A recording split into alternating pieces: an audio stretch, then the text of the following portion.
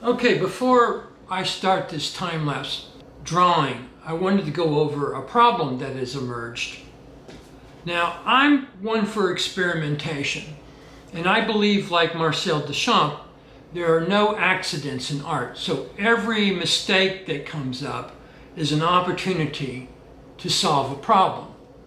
And so this is the drawing that I'm presently working on. And I designed it to be used with this new purchase of mine, which are these chart pack markers.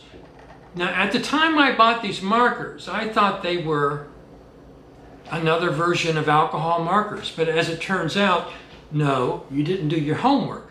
These are Xylene markers. They are not nearly as precise. They bleed, they smell horrible, and I thought that I was going to be mostly safe with this drawing since I kind of designed it. I kind of realized that this could possibly be a problem with these pens, so I made a much bolder type drawing. But as it turns out, I ran into all kinds of problems with these pens. Among other things, you'll see over the course of this drawing, when I start putting in this blue-green color, that one of the markers dries out halfway through filling in the sky. And I had to switch over to another marker. So this created some real problems with getting the colors to blend effectively where they joined up. Now the look is very reminiscent of watercolor, which, to be honest with you, I don't like. I don't work in watercolor. It's not exact enough for my specifications. I have a few tricks that I have up my sleeve. One of them is to use a color pencil, or a white color pencil, to go back over and make this a little bit more fussy. It looks a little bit less like watercolor. Now, this is a technique that works perfectly fine with alcohol markers, and it works with this as well. The other problem, which is the bleeding problem, well, that's a little harder to fix. I had to end up going in and using white gesso to redo my white leaves. As to what I'm going to do with color for the rest of this drawing, I'm not sure. This experience with the chart pack colors has kind of made me a little gun shy. The virtue in alcohol markers is that they provide a smooth color application without blotching or much banding. When I first started experimenting with them, I exploited this aspect in drawings that have clear color boundaries and bold outlines. This is as close to realism that I am willing to go with these markers, as seen in this preliminary sketch for a landscape video. Now I'm going to show you some examples of alcohol markers that I use. These are my Pantone markers. Now these markers are my favorite, to be honest with you. I don't know how old these markers are. I've had them so long. They go back to at least the mid-1990s, and they're still going strong. They haven't dried out. And what I love about the Pantone marker, it has the broad tip back here, and then it has this nice, narrow, very fine tip here, and then a slightly broader tip there. So you get the three different types of tips that you want. But that narrow tip is really what I most value for making pointillist drawings. This is Prismacolor alcohol markers. It has two different types of tip. Now this is comparable to the mid tip on the Pantone, but it's not very fine. They call it fine, but it's really not fine. So you can't use it for really fine line details. And then it also has a broad tip on the other end, just like the Pantone. I have Prismacolors that are almost as old as my Pantone colors. Now this is the new one. This is the chart pack, and it doesn't have two different tips. It has just one tip on it. And as you can see, it's not very exact on any point. This is like drawing with a sculptor's chisel. It's very inexact, and it's kind of intimidating.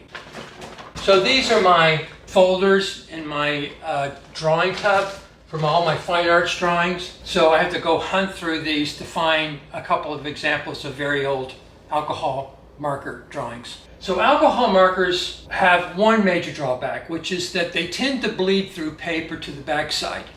Now this happens almost instantaneously while you're drawing, and you may not realize it, but when you look on the back side of the paper, you will see this bleed through. This drawing here is probably about 15 to 20 years old, and I used an alcohol marker on it. You can't really see very well back here. This yellow kind of bleeds through. Let me show you another one. This one is even older, another drawing I did with alcohol marker, and you can see a little better the bleed through. Both of these drawings are done on Strathmore 400 series, which is a thinner cream color drawing paper, which is really good for sketching and some finished drawings. I no longer have any tablets for the 400 series. I've used up all of that paper. But this is Borden's plate finished drawing paper, which is comparable to Strathmore's 500 series drawing paper. But this one will bleed through as well. It's a plate finish, but it does bleed with alcohol markers. Generally speaking, as you can see again with this, it doesn't really affect the front of the drawing. The front of the drawing looks exactly as it did the day I drew it. So the bleed through is not really a problem long term. I decided to press ahead with the chart pack markers and see what I could do with them.